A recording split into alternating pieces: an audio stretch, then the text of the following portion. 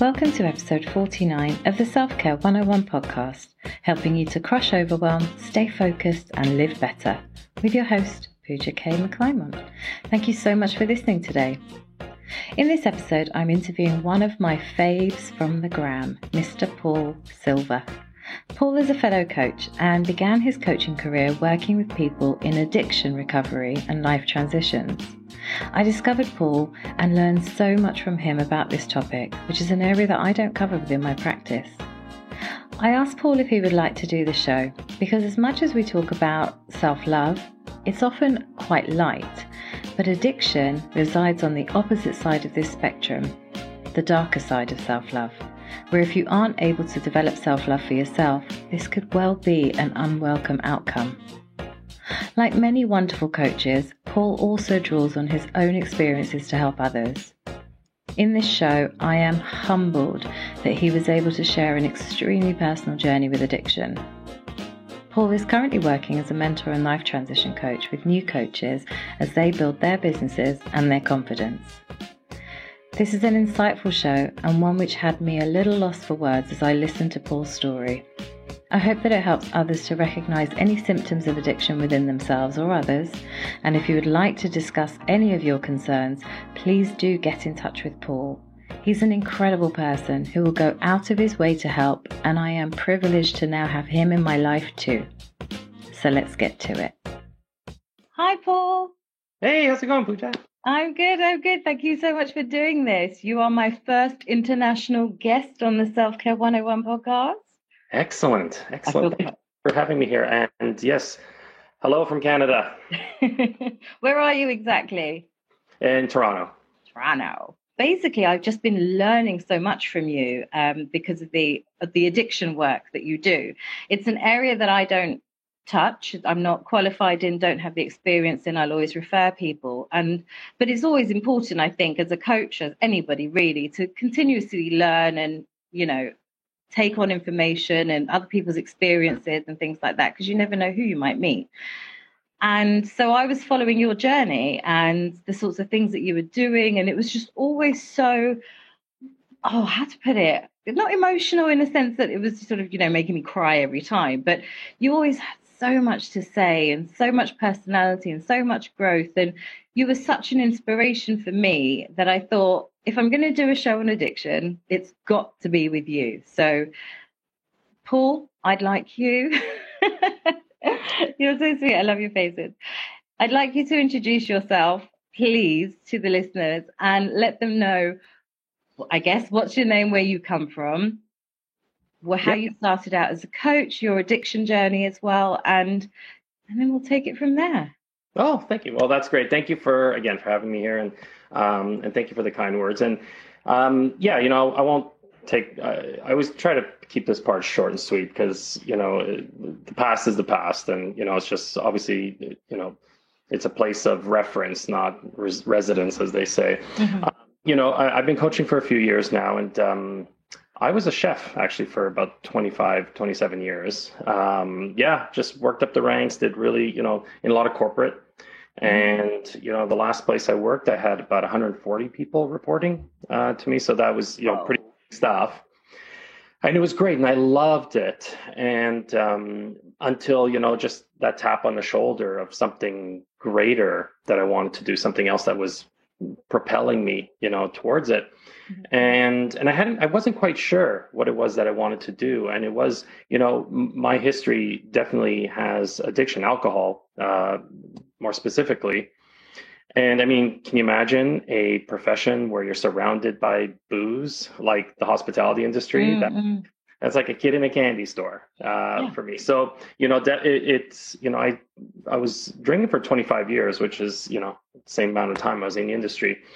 And, I went through a lot there in terms of, just it was hard. Like being a chef is challenging as it is, but then throw in, the kind of drinking that I was doing, it was just, everything was falling apart. Like, my reputation, losing money, losing jobs, even with my personal life, getting separated for a while and just all that kind of stuff and arrests and blah, blah, blah.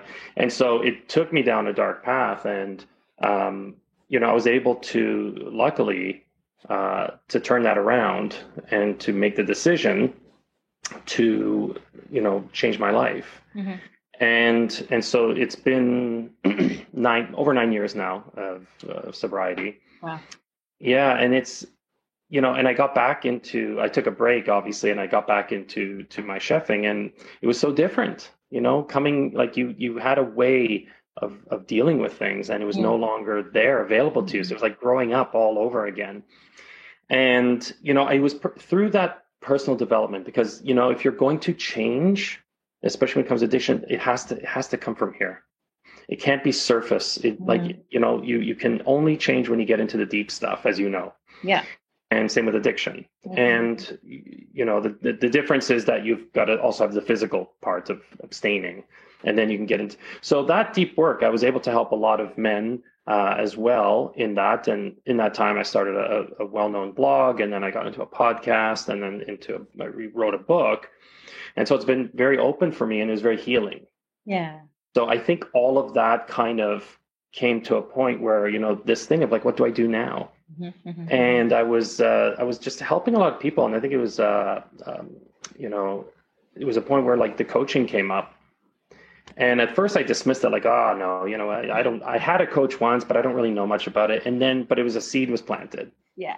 And then one day I just woke up, I said, I'm going to check this out. And I did. And I knew someone in recovery who had just become a coach recently. And I asked her, and then before you knew it, I made a call, and I was in, and, 10 months later, I was a certified coach. And since then, I've been working at it really and loving it, really, like, it doesn't feel like work. It doesn't, does it? Yeah. I know exactly what you mean about it not feeling like work. I get off. I just finished a contract with a client actually, and we got off the call, and it was like, all right, well, thanks and all the best, off you go now. My work here is that sort of thing.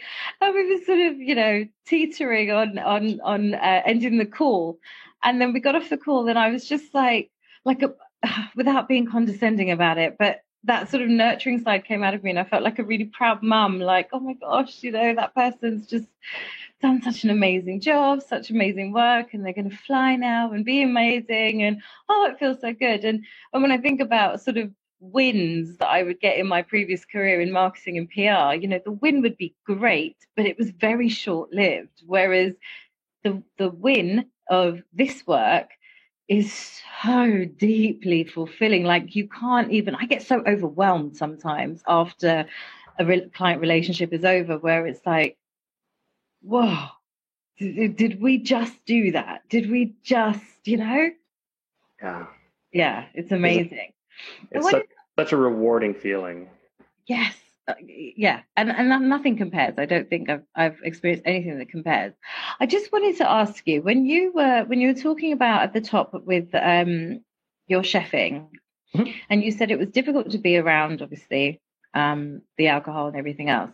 What did that look like in terms of what were you consuming that it was so difficult to look at or be around that sort of environment? It's when I talk about, my journey, I mean, I don't often talk about, how much, I mean, it was significant. Mm-hmm. And, when I did get pulled over and arrested, and twice by police, and my lawyer said I should have been dead. Like, my blood alcohol level was that high, and it had been sustained. And so I had a huge amount of tolerance, and that was just built up over the years. And so, I always say, I didn't have a drinking problem because I drank like a champ. I had no problem drinking. It was sobriety I had a problem with. Okay. And it was, that was the challenge. And so both when I was drinking and when I wasn't, when I got sober, it was that, like, I'm stuck with me. Mm-hmm. And I always say, like, drinking was a way of washing the me off of me. It was like getting into oblivion because I didn't have to be around me. And, just like I said, over the years, my tolerance had increased, going from beer and then to wine and to vodka, and just, nonstop. It was painful. And I wouldn't wish that on anyone. It's awful. And so making that decision, and it's a firm decision, when you've got to go all in. And There's what no does that look like? Show me what that looks like. in terms of Making that decision, because when you said it, you said you've got to make it from here. But what is that? What's the difference between from here and your surface decision or your mind saying, what does that look like? Because I think that's what people really struggle with any sort of change that they need to embark on. It's like, but what does that mean to feel it? so that feeling is I can't do this anymore. Okay. I can't go on. And this can be anything. It's in a relationship that's not working, could be in a job that's not working. It could be some habits that you have. It could be, your diet, whatever, lifestyle, whatever. You hit a point, it's the bottom, right? And people think when it comes to bottoms, it's the arrest and the car crash and the, divorce. Those are consequences. Those are consequences. The bottom is emotional. It's here. And, those were the words I said. I said, I can't do this anymore. And it's like ego cracked open and some light came in. And so it's that decision, like, even though people swear off, okay, I'm not going to watch that show again. I'm not going to talk to that toxic friend anymore. But we come back to it, right? Because it's familiar. But it's that moment when you just know, it's just like, I'm done with that. I'm done. And so it's like a switch gets turned. And you just have to be ready for it, and it's some people can, depending on the situation and stuff, I needed like a massive amount of consequences for that to happen. Mm-hmm. And some people maybe, they get to that a little bit earlier. Everyone has their sort of path. So it's that I can't do this anymore. I'm done. And was it one of those, did you sort of wake up in the morning one day and it was right, that's it? Or was it an actual event that happened, like getting arrested, or no? No, the arresting, I got arrested, I still drank. It was another consequence. It was, the last time I drank, it was a very quiet, nothing, there was nothing happening. I was just in a basement somewhere, just drinking. Mm-hmm. And I woke up and I said, that's it. I'm done. That's it. Wow. Because the fear of drinking finally overrode the fear of getting sober. Because I knew if I were to keep going, like I would be dead or in jail or wherever. Yeah. And so it was just that point. And I said, that's it. And then I went into detox, and then I went into treatment, and I haven't picked up anything since. Okay. So I'm going to ask you some deep questions now. Oh, go for it. Are you ready? Okay. So, there are people who will have a drink. Right? Come Friday night, they'll have a drink, or they will have a glass of wine or a gin and tonic, whatever, of an evening, or maybe more. Maybe it's a bottle, whatever. And that's perfectly normal in our society. We are stressed out, parents, it's like child in one hand, glass of wine in another. And I'm not making light of this, but it's just culturally what it's become. Yeah. So when you were in this sort of space, was there any one thing or one event that happened to you that got you started drinking more than was considered normal? And I am doing normal in inverted commas for those who aren't watching the video. But was there something like that? I mean, this is an uncharted area for me. So my questions, please forgive me if they're very basic, but I just want to get a good idea of an understanding of how addiction happens like that. Yeah, what you'll find, and that's a great question, because it some people begin to worry, and that alone is a sign. If you're worried, I don't worry about, am I having too many Brussels sprouts? I don't worry, it's not, am I having too much chana, or it's not a question, because it's not in my mind. But when we start to think like, am I having too much? That's a good sign in itself. Mm-hmm. That now, for me personally, it was a gradual build up. Just having 15 and just stealing a few sips of beer, grabbing a beer, and for a couple of years, neither taking or leaving. Around 19, maybe it started to build up for sure. And then it just plateaued for a while. Then it would build up and then plateau. And so it's a constant growing. Mm-hmm. in terms of tolerance, but really it's a downward spiral. Right. But that can take decades. For some people, it could take a year. Yeah. Again, it just depends, because it's what the attachment to drinking is, or drugging. It's what attachment are you placing on it? What is the emotional weight? What is it that we are avoiding? What is it that we are, enmeshed with when it comes to that habit? And so it was building, but certainly at some point I was consciously aware, like, wow, I'm really pounding these back, or hearing what other people are saying. Yeah. And was it, I mean, the stress is a massive factor in the UK for so many types of disease, I guess is probably the way of saying it, but it's the biggest killer in the UK. I don't know the stats for Canada, but is that something that was contributing to what happened with you? Was it stress related? Was it more something specific emotionally that you had, used the alcohol to replace? Yeah, it wasn't stress. It was self-worth. Oh, wow. Okay. It was there was some bullying that had happened in my earlier life, and I'm not saying that bullying was the catalyst for it, but definitely being a victim fueled me. For the longest time, it was like my calling card was victim. Paul Silva, victim. There you go. Put that in your pipe and stuff it. And that just fueled it, and it was just me at a very low level, energetically, low vibration, just hating myself. Loathing is very common in addiction, right?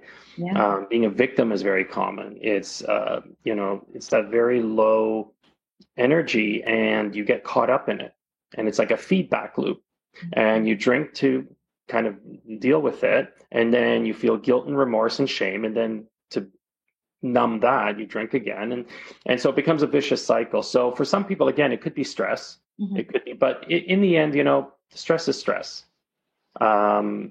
It means different things to different people, and it's just really, I think personally, I feel that because there's so many different models of addiction, and there's not one that really everyone can agree on. Personally, I feel that it is a lot of the inner stuff. It's, it is all the stuff that we've grown up with, all the fears, all the, there's anger and resentment and, self-worth and self-love and self-esteem and, self-confidence, all of the self we get wrapped up in. And this is a way to shortcut stuff. This is a way to, avoid stuff. And the problem is that it's a short-term solution. Yeah. And we suffer for it in the end. It does catch up. Yeah, no, absolutely. And then you turn towards sort of working with people with addiction. Now, how was that for you? Because, I mean, you were drinking for a long time. You were in that sort of addiction phase for a long time. And then you obviously get better and you've got sobriety, and now you're helping other people. How was that? Because, like you said about when you were a chef and you were in the environment, that was obviously quite triggering. So how could you then coach others so confidently, I guess, like, knowing that you couldn't slip up, because you're going to hear them talk about their experiences, aren't you? Yeah. And well, that's, it's the idea of, to keep it, you have to give it away. And so there's the misconception that, for some people that, I can never, if you're an alcoholic, you can't be around alcohol anymore. I was surrounded by it. In the last 7 or 8 years, I was working as chef 7 years. And but it was nothing. It was like if it was rice, it was just another, like I actually, oddly enough, I was in charge, and, ironically, I was in charge of keeping it so the other people didn't drink it. Oh, but it's not triggering, and it shouldn't be. If you're, in recovery, it's not about avoiding triggers. It's about integrating, so that, it's what I say. It's creating a life that doesn't need escaping from, right? And so drinking just doesn't appeal to me. Not because I'm white knuckling it and I can't go near it. Oh my God, I just got to cross the street when I see the liquor. No. I'll go in and buy, like I'll do that because it's inert to me. There's nothing attached to it. Yes, I have history with it, but for me right now in the present, there's nothing that it can give to me that I already have. Yeah. And so there is, there is nothing triggering about it. There is. And so, but people who have that, I mean, I had that early on, of course, that's part of the process. Mhm. I couldn't trust myself to go anywhere near alcohol. Of course, that's the weaning off and all. Yeah. If you're 10 years into it and you're still having that same struggle, then nothing's changed in here. Yes. Yeah. So it's really about the change. And so working with others was a way of giving back because people helped me. And it was a way of also reminding myself that, that's what it's like. It's like keeping it green, as they say. Yeah, that's interesting that you said that because I have that same sort of feeling when I'm coaching clients. Like when we at the top of the call, well before we started recording, you asked how I was. I was like, not having the best of days today. It's just a bit woe is me. But if I was coaching a client today, I would feel so much better about myself afterwards because I'd be doing the work with them that I probably need to be doing on myself. And because that energy exchange is there and I'll be giving so much so that they can get through whatever they're working towards, it Hmm. feeds you, doesn't it? It's not just, of course it feeds your soul, but in that sort of positive projection, you know? That's a great way. Yeah, I love that term. Exactly. You nailed it. And Yeah. it's about being of service. And you get a buzz from that. Like Mm. you can, I remember having similar days and feeling down in the dumps, and someone that I was sponsoring or working with would call. I'm like looking at the phone. I'm like, oh, I don't want to pick it up. you know? But I knew, well, first of all, that they were relying on me to be there, like I said I would. Yeah. And I knew that once I was done, I'd feel better. And of course, when I'm done, I felt better. Yeah. And it feeds into that feeling good about yourself. Because again, for someone like me, it was about self-loathing. There was a lot of that. And Mm. so to build self-esteem, it's about doing esteemable acts. And that, being of service like that Mm. was a way for me to do that and to Mm. build myself up. So it was like a win-win. Yeah, yeah, that's really beautiful. I like that. I never thought of it like that actually. To build self-esteem is to do esteemable tasks. I think I'm going to steal that is what I'm going to do. Oh, I think I stole it from someone. Okay, great. So we're just passing it on. Fine. So tell me about when you were in the addiction phase before you had your moment of enough is enough. hmm Actually, when you mentioned it, got me a bit like personally choked up. It reminded me because that's with the depression, that's how I felt. I can't do this anymore. I remember being on the floor of my kitchen in these tears that, I've never had these tears, even with my son's birth, which was a difficult birth. I did not have the tears like I did at that time. And it was that I can't do this anymore. And it just brought back memories. But with when you were in the sort of the depths of the addiction, Yeah. what was happening around you? Were you still able to go to work? What was going on with your relationships? Did your family, your friends notice what you were doing? What did life look like around you? Yeah. It was the worst kept secret. That's for sure. And it was, as they say, you don't, in active addiction, you don't have relationships, you take hostages. And, What does that mean, active addiction? that it's far from a give and take relationship. You warp everyone around you. Like your sense, the way you think. That's why sometimes they say it's a family illness, because when there's someone in the throes of addiction, Uh-huh. um, it disrupts the dynamics for sure, right? Mhm. It can't help but to disrupt Yeah. dynamics. And, people can feel like they're being held hostage by someone who is unpredictable, can be belligerent, could be this, could be suicidal, imagine living with that emotional, tornado Hmm. Hmm. every single day in, day out. And unless you have your own protective mechanisms and support and community and, tools and everything, you get caught up in it. Right. You're right. And this is where enabling comes in, and codependency and all that kind of stuff that plays into it. Mhm. And, some people get addicted to the addict. And so it becomes very unhealthy. So, for me personally, it was, marriage very much in trouble, losing jobs, losing money, just, I can't even remember all that. Like it was very clear that people thought like, what's wrong with him? Mm-hmm. And not known it was that per se, Mm-hmm. but people knew that there was something going on, and some people figured it out and some people didn't. And were they forthcoming with their knowing? Did they sort of try to help you or try to bring your attention to it? Or were you very, I mean, you're quite a confident person, I'm sure. I can imagine you being quite a force to be reckoned with. But were you sort of, no, I'm fine, and Yeah, yeah, okay, it was and they believed you? yeah, it was denied. And even though I knew that I knew, Yeah, um, I played it off or laughed it off or dismissed it, or right. no one knew, And no no one one knew. in our circle, even my therapists. And I think it was, near the end, I actually confided in my therapist, said I'm struggling with this problem, and he knew all along. Mm. So, like I said, it's the worst kept secret, but because it can't, when someone is in the throes of addiction, there's something you just, people around just know something isn't right. Right.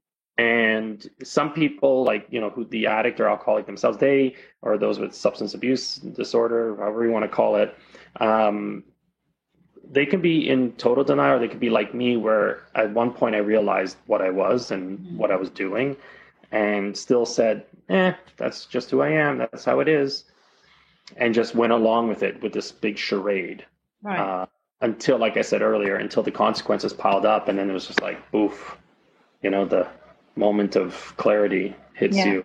You're like, that's it, I'm done.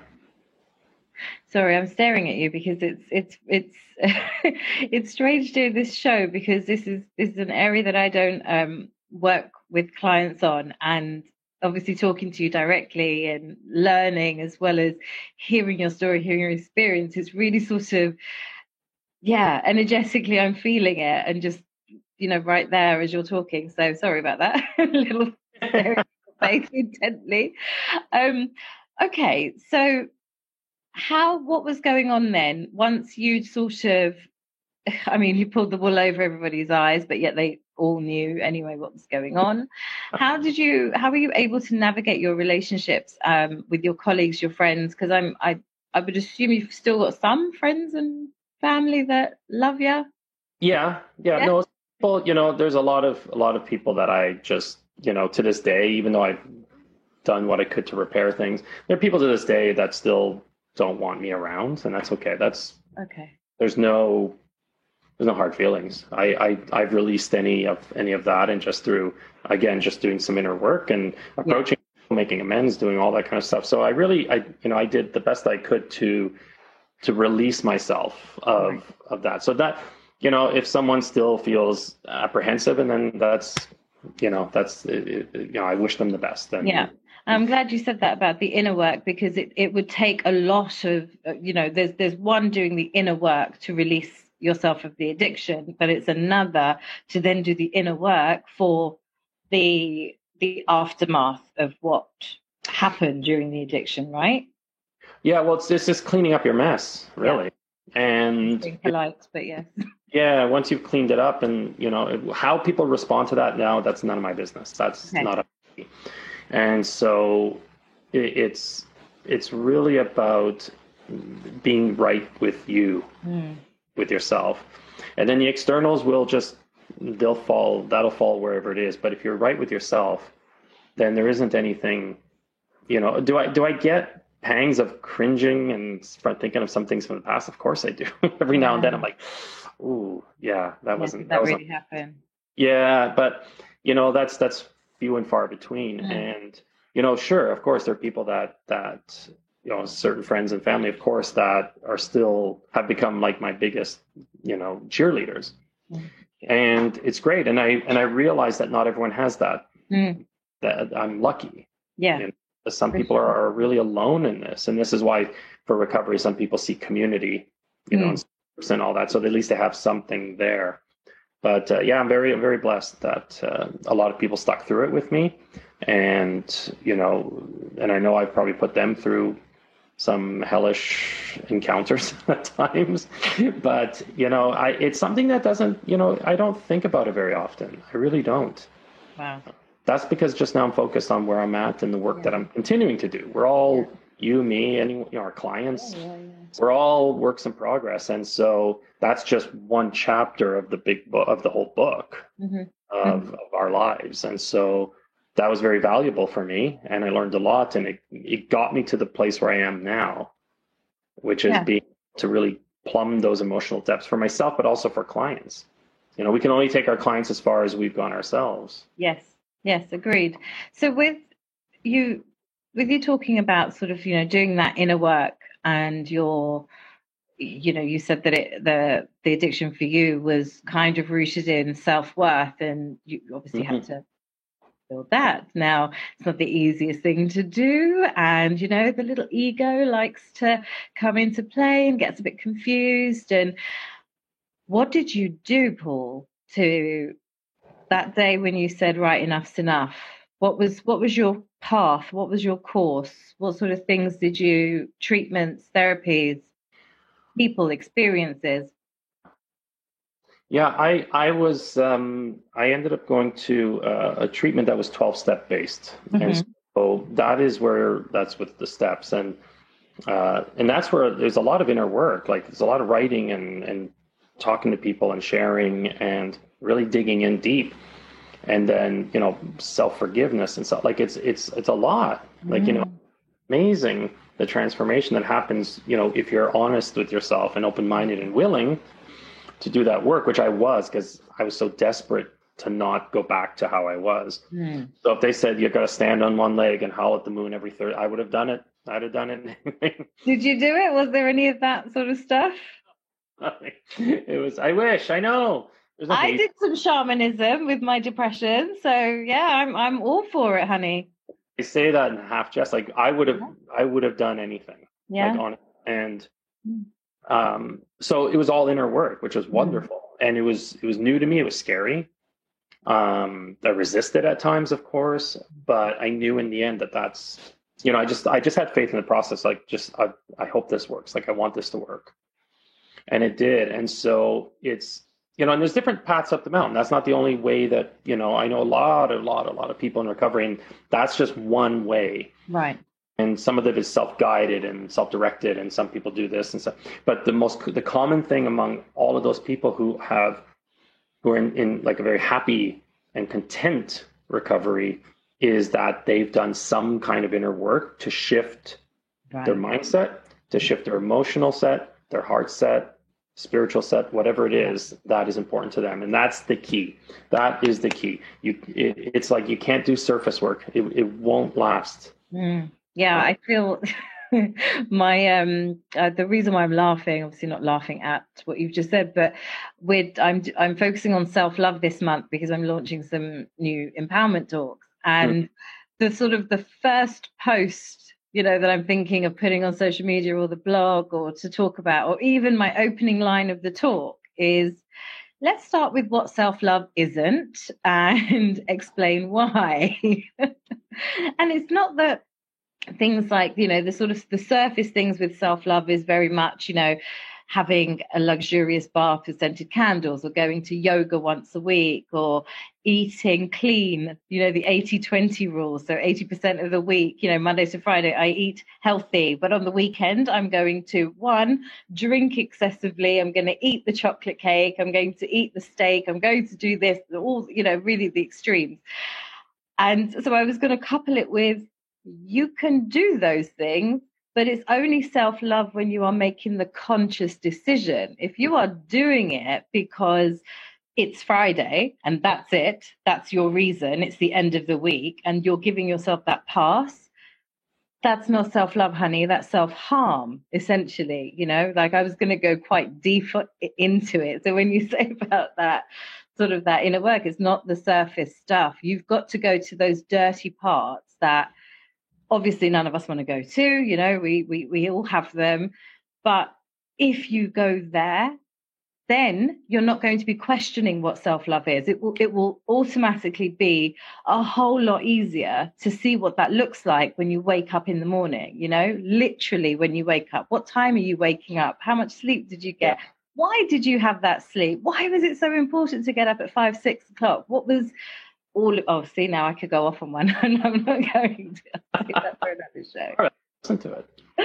But with self-worth, I think that's, like I said earlier, you come across a very confident person and someone on the face of it who wouldn't look like I know that sounds quite basic, but somebody who doesn't look like they've gone through something, or they're just very together. Like you come across very self-assured, very confident, not obnoxious, but just, accessible. So how when you were building your self-worth, is that what sort of made you confident, or was that something that you always had, but then the self-worth was almost like, how people hide their insecurities? Let's take social media for example. So you post a selfie of yourself, obviously there's a filter on it, and then it's been touched up with this app and that app, and then you post it with just an emoji or like no caption at all, because you're essentially feeling rubbish and you want attention and validation for your existence in a post. So they were faking it till they make it kind of thing. With your journey, what's my point? With your journey, was that genuine confidence, or did that confidence come after building your self-worth? Where were you at? Yeah, great question. Zero confidence. Right. I had zero confidence. Zero. I was introverted, a nerd, A+ student, got beat up, very few friends, if any, like that kind of classic archetype of that was me. Mm-hmm. And any confidence that I had, it's there. We all have it. I felt I needed to drink before I could talk to anyone. The fact is I can talk to anyone. Right. But it was masked because I just had so much self-loathing. And so it's taking me, like, it's funny because even when you said now, like, you seem confident and all that, it just, even hearing that seems weird to me a bit. Old me is like, really? Like, that's the old me still comes out. I'm like, really? Are you confident? Like, because I spent so many years not feeling confident. And so when someone points that out, I'm like, it still feels a bit strange, right? So it's an ongoing process, right? And, it's time humility, making sure that humility is attached in there. So like you said, it's not cocky and, arrogant. It's being comfortable in yourself. And I think that's where the confidence comes. It's not, there's not a conscious decision. I'm going to be confident today. I can maybe, hype myself up a little bit if I'm feeling a bit low, but it's there. It just shows, it comes out in how we speak and who we speak. Like it's there. And it just has to be nurtured, like anything that's been, sort of abandoned or abused or not, it's like a muscle that we're using for the first time or haven't used in a long time. So it was the inner work that slowly built up my voice and, recognizing myself, my authentic self, my true self, my higher self, and just aligning in that and just staying in that. That's where the confidence comes from. It's not, I'm going to take a confidence class. It was just like, it just came naturally. It was organic through the work that I was doing. Yeah. Because the reason why, sorry, I didn't mean to interrupt, but when you're talking about your authentic self, you mentioned that you started, the drinking in the smallest way, from 15, having a sip of beer here, there. And then it's sort of from 19, it became. Now, not to say that you don't know who you are when you're 19, but you're still sort of in the remains of, your parental influences, your parents, your guardians, their set of values first. So you're just about to emerge into the world to try and essentially figure out who you are. So how could you go from being 19, obviously getting a bit more serious with the drinking, and then how old were you when you sought sobriety? 40. 40. So that's a big chunk of time to know who you are. How did you discover or recognize that this is me? This is me now. The authentic Paul. That came from shedding everything that wasn't me. So, anyone who's in addiction, they stunt their emotional growth when they start using generally. Right. So when I got out of the fog at 40, in many ways, I was still that 15-year-old kid. Right. And that's very common. Like, it's almost like, those charts they have for kids with the different, like, almost like emojis and saying, like, point to this one that's like, they use that sometimes in places where when they're dealing with recovery, they'll say, point to where because we emotionally regulated, like we haven't been able to, and so anger for me was something I feared fierce. I did not want to get angry, but when I got angry, it was just was no managing, there was no control. And so you don't know who you are because you're too busy getting away with who you think you're not are. That makes sense. But it was, in the end, it was shedding the old stories and the paradigms and the old, the misinformed parts and the shadow. And so once you kind of brush everything away, then kind of what's left in a way, that's sort of, and you feel like, oh, that's me. It's like coming home. And that's, so when you are in, again, whatever it is, it doesn't have to be addiction. When you are letting go of what isn't you, what is remaining and growing is your higher version of you. It can only be, we're, like we said earlier, works in progress. We're still shedding. We're still letting go. We're still, it's like throwing stuff off the hot air balloon and it's rising, right? Because you're just shedding the dead weight. And so that's an ongoing thing. But when you start to recognize and see, oh, there I am, and fully accepting that and forgiving yourself for anything before that and continuing, then again, that's where the self-love comes. That's where self-acceptance and self-forgiveness and self-confidence and self-esteem and all of that starts to blossom because you've let go of all the scaly hide of anything that you aren't. Yeah. Just going to let that sit for a minute. Thank you. Thank you for sharing that. Thank you for sharing all of that journey. Let's switch gears a little bit. What do you do now for your well-being that helps you every day? Every day. It's funny, these are practices I've had since I got into recovery. Number one, and this is an exercise I give almost all of my clients, gratitude. Gratitude. So every morning I write out 10 things I'm grateful for. Sometimes I tell people, send love to 2 people that really annoy you. And that's a good one. That's a really good one. Yeah. People struggle with that when they squirm a little bit. I find funny just watching them squirm a little bit. Yeah. I just made the same face when you said it. I was like, Start, and I would do that too. And you start to actually believe it after a while. You actually wish them well. You actually wish them happiness. You wish them the things that you want. And so you do that. So that's attached to gratitude. So that's the other one, is for some people, I say prayer, but it's really commune with the universe. However way that you connect to any higher power or anything that however it's expressed, I think that's a daily thing for me as well. Yeah. Moving my body, it took me 2 years after I got, sober to get into something where I move. So I started getting to running, and since then I'd run like a couple marathons and done that. And I think it's very important. And it doesn't have to be marathons. It can be just moving your body in a meaningful way because it's that whole mind, body, spirit. Yeah. And, even if it's going for a walk, I mean, how many times have any of us, we have felt something and said, and you just go for like a 10-minute walk and you feel so much better. Yeah. So much better. Moving your body.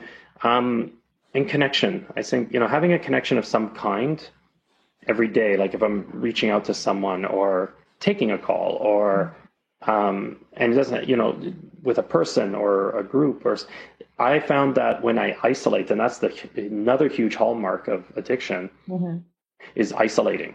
And so I can sometimes go default into isolate, but I have to gently bring myself back and stay connected. Because when I don't, it starts getting into old thinking again. So I'm very active, let's say, on social media, and people and talking to people, and so that's not been a problem. But I know when I start shutting off that valve, Hmm. I start to shift a little bit, and Yeah. so those are the things I do, and then I guess mindfulness too at times. Like that's something I've been practicing a lot more lately, Mm. and just staying really in the present, or mindful eating, or mindful. Mm. It could be even like I am brushing my teeth now, like just being like just lock into that moment. Being aware, yeah. Like as Eckhart Tolle says, there's no conflict in the now, so Mm. anything falls away because you're Mm. here now, and so doing those things on a daily basis, that's the minimum. Yeah. Yeah. Minimum. Yeah. I think that was interesting that you said about isolation, because obviously we're at the time that we're recording this, we are going through the pandemic, Yeah. and there's obviously been a lot of isolation. There's been a lot of memes, even, on we've basically been living on Netflix or the internet, right? Let's be honest. Let's all be perfectly honest. During lockdown, and I mean, we were allowed to go out once a day for a walk with only your household, no sort of meeting up with anybody else. And I mean, for my family, the three of us, it was actually great. We got to spend time with each other. No one was sort of like worrying about work and being available. We were available. It was a routine. We created it. We made the most of it. But I know for a lot of people who are either working or not working, it was very easy to fall into, I'm going to say, bad habits, because it's the overconsumption of something that makes it a bad habit. In essence, everything in moderation is okay. Because I'm a big Real Housewives fan, so that's my I put it out there. I'm a big Real Housewives. I don't care where they're from. I watch all of them. Yeah, that's my thing. My husband thinks it's the most terrible thing that I do, but it's my thing. It's my bag. It's my escapism, and I will sit there watching them. But there's, it gets dangerous when, you're sort of confined to your home, and then you're, doing that. Now, obviously, we're all in different stages still from the pandemic, in terms of, that all of us countries are doing different things. And over here right now, it's still very much, if you don't have to go to work, don't go to work. But you can socialize now, but don't socialize too much. And if you do meet someone, make sure you're safe, but also have fun. And you're like, yeah, right. So a lot of people are still very, lots of anxiety, understandably, aren't really, because the rules aren't clear. And now apparently we're going through a second peak at the moment in the UK. So travel's been locked down again. And you're going to be more anxious to go out, even just to go to the stores. My husband works in retail, and I'm like, what's it like? And he's like, it's different, but people are shopping mostly out of necessity. So he's still making the same numbers he was making this time last year. But the people who are coming to shop and to leave. And it's a different environment, which I guess is not such a bad thing. But with this whole, this quiet time, I call it quiet time, but the quiet time that we've had, the lockdown, naturally people are going to sort of create good habits and create bad habits, especially the longer it goes on, if you don't have the self-development tools to help you get out of it. Have you noticed anything, I guess, with clients or with people around you who've really struggled with this whole lockdown experience? Those are great observations, because we are going through here in Ontario. Toronto was last to kind of go into phase 3 because we're just the largest city, and there's a lot of people that were struggling to follow the guidelines.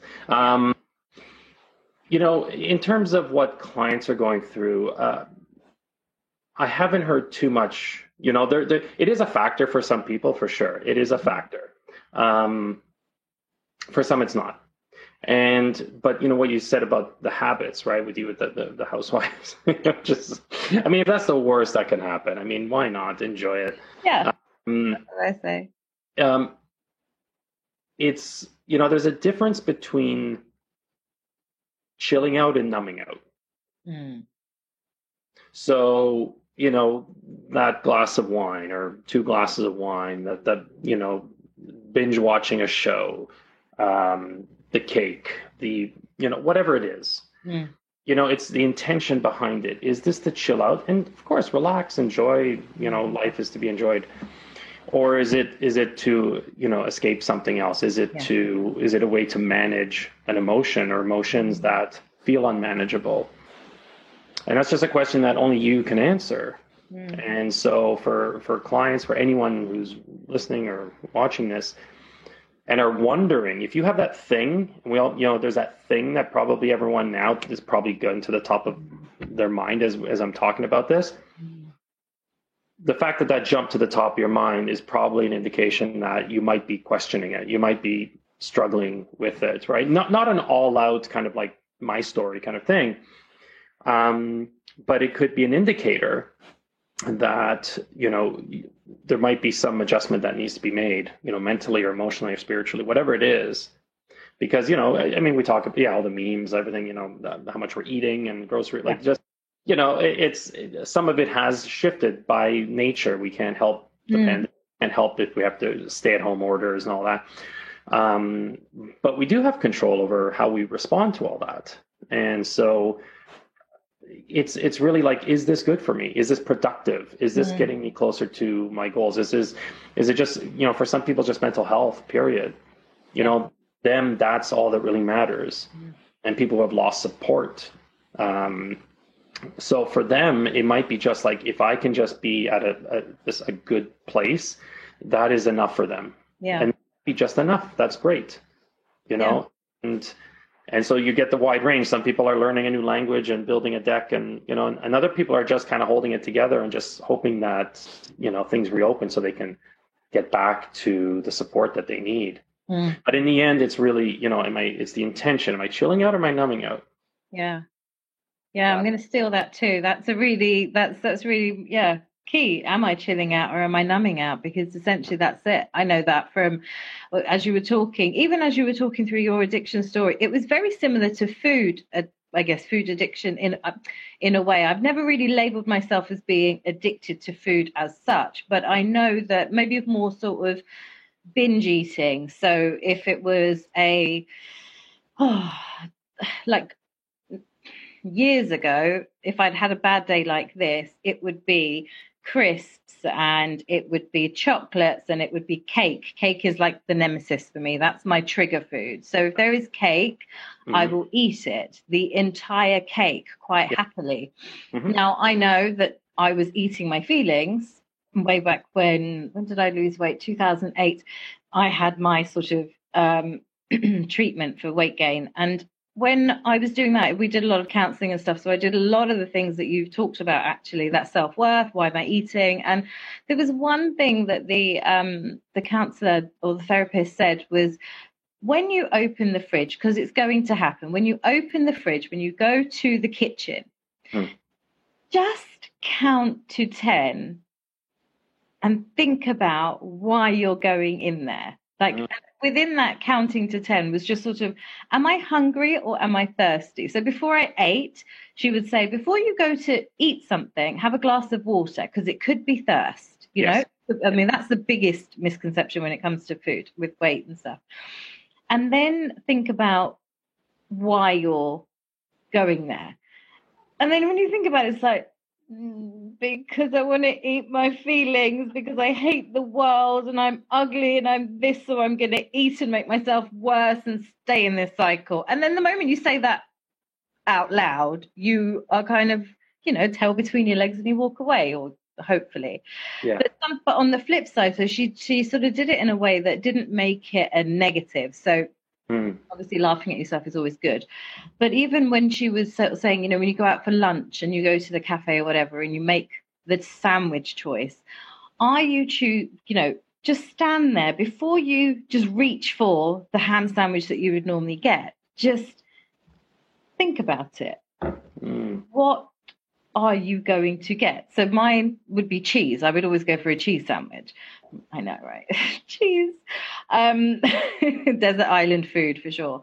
But I would always go for cheese. And it's so funny because now I don't go for cheese. I go for the chicken option, or I go for the hummus option, or I go for a salad, or I go for, but I still do the same thing that I did almost 10 years ago now when she taught it to me. Before I reach, I just stand there. And sometimes, oh my God, when I was like practicing this and I was actually doing the weight loss, I would stand in the shop for ages. They'd be like, can I help you? Can I help you? I'm like, no, I need to make a conscious decision of what I'm about to eat. Considering, am I going out for dinner? What did I eat for breakfast? Am I going to be staying late? Am I going to, really thinking it through? What's at home? What's this?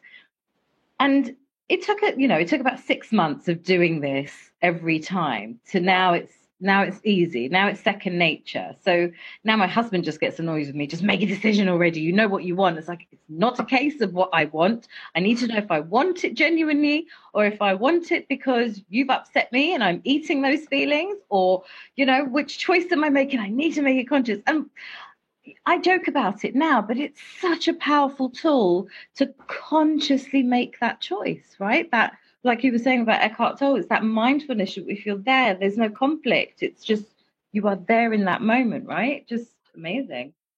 Yeah, that's great. And that is, it's all about the intention, right? So that was a great share there in terms of, what am I choosing? Because sometimes we say, "Oh, I feel powerless," and the thing is, you have all the power, and we have power. We have power to choose. We're not in charge of our first thought, but we are in charge of the thoughts that follow. We are not in charge of anything or anyone else, but we're in charge of how we respond to that. And and that can be a day. It was challenging at first because I had to make those every minute, and after a while I was just like, this is tiring being so self-conscious. I know. I just want to be ignorantly blissful, but you can't unring that bell because you start getting into the higher levels of conscious and conscious awareness, you can't go back. You can, but it's not the same. It's not the same. It doesn't taste the same. It just doesn't.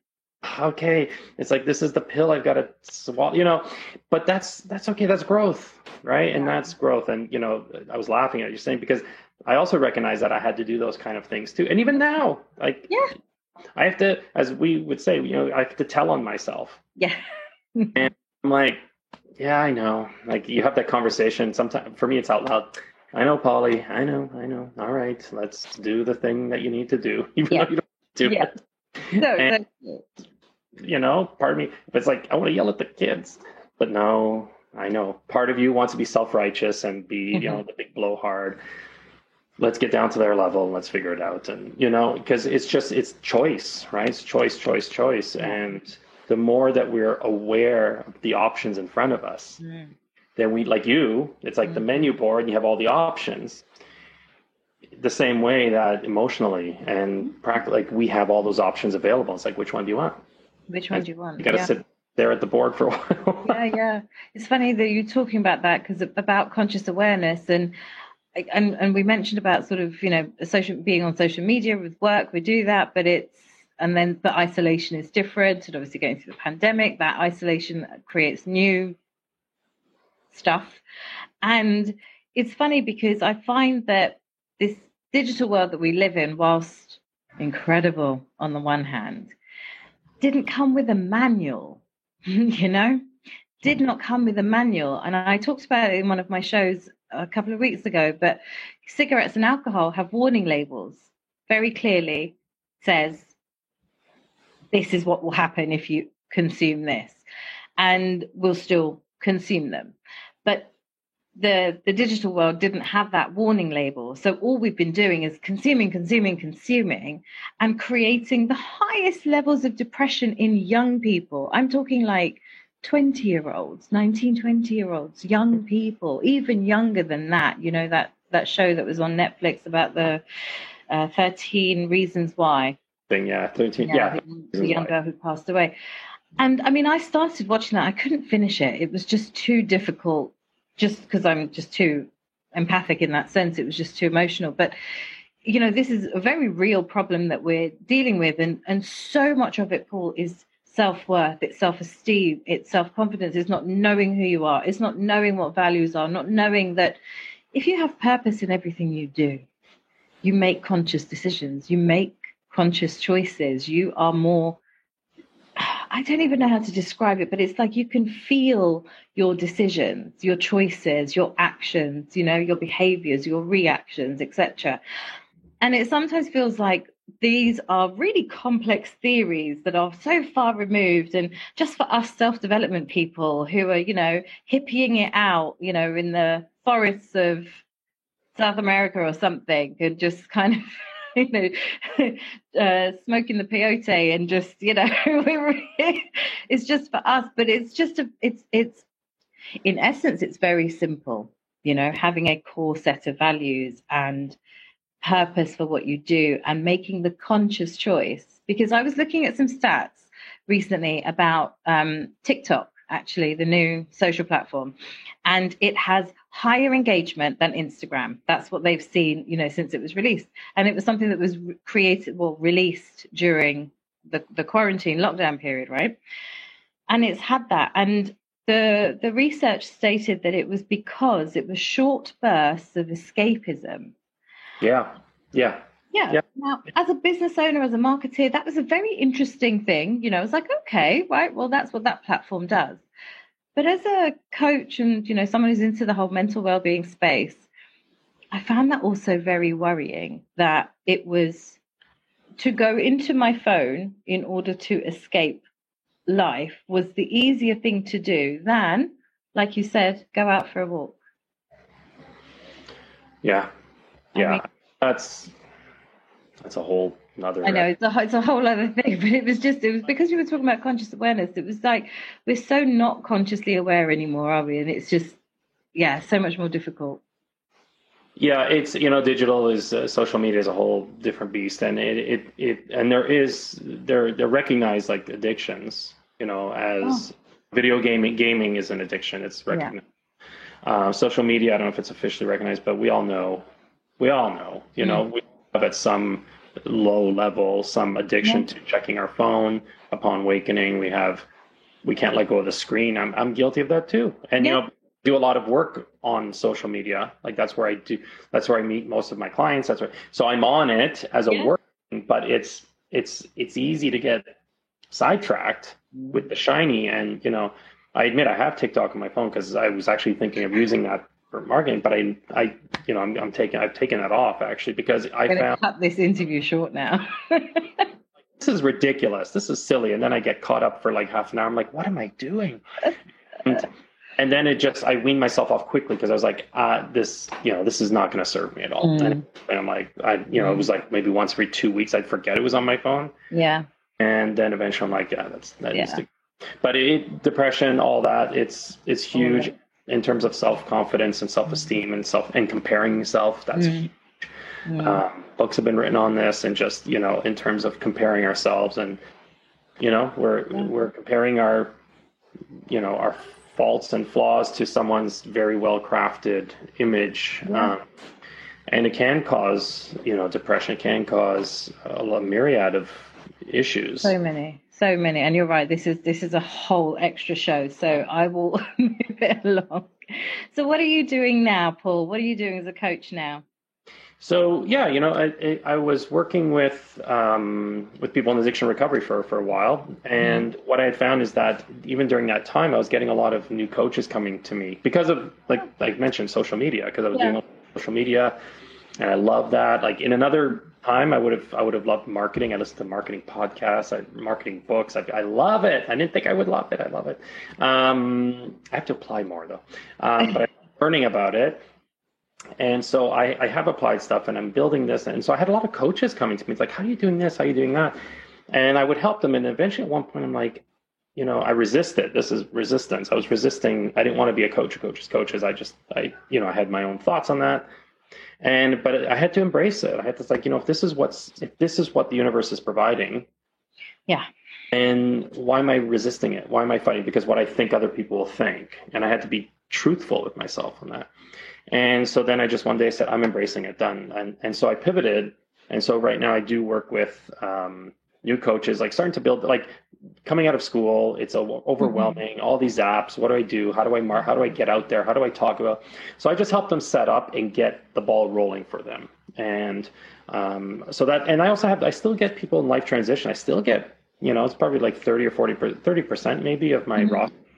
So I'm still getting people in different areas of their life and different age ranges. There's no real theme. And people coming to me for this, that, and the other. And so I love that too, because I love the variety and coming up, the challenges. But I also love really working with new coaches and getting them started up and getting them out there, because for them to get out there, they get to help so many people. Yeah. And so it's like, train the trainer, heal the healers, whatever you want to call it, is get them going, because once they start going, then boom, they're off to the races and they're helping a lot of people. So to do that, the way I look at it is just, I'm helping way more people because I get to help someone who's going to help a ton of other people. Yeah. So that's sort of what I've been doing the last couple months now. Cool. And you're enjoying it? I love it. Like I have a Facebook group that's growing, and just starting to build, lots of material and doing videos and all. So it's fun. I love it. And, that last forever, probably not. There'll be another calling. Yeah, that's it. That's I think that's the beauty of life. Why not? If we've only got one life to live, why not just live it? Enjoy it. Just live it. Be you. Just live it. Be you. All right, my darling. I think that was a superb interview. We've gone way over time. Thank you so much for. I was just listening intently. I was like, I can't interrupt. This is. I'm learning so much right here too. So, Paul, thank you so much for being here. If there's anything you wanted to plug or where people can find out about you. I have the Facebook group. It's called the Coaches Cove, and my website is Paul Silva Coaching. So www.paulsilvacoaching. That's where you'll find me, and you'll find all the goodies where I'm on Instagram. Yeah. Not TikTok though. No TikTok. Not TikTok. Not yet. Anyway. Thank you so much, Paul. I really appreciate it, hon. See ya. Thank you. Thank you for listening to the Self-Care 101 podcast. If you enjoyed the show, I would love it if you would subscribe, rate and review so that other people like you can find the show. To find out more about me, you can follow me on the socials at Frankly Coaching or visit my website, franklycoaching.com. Talk to you soon.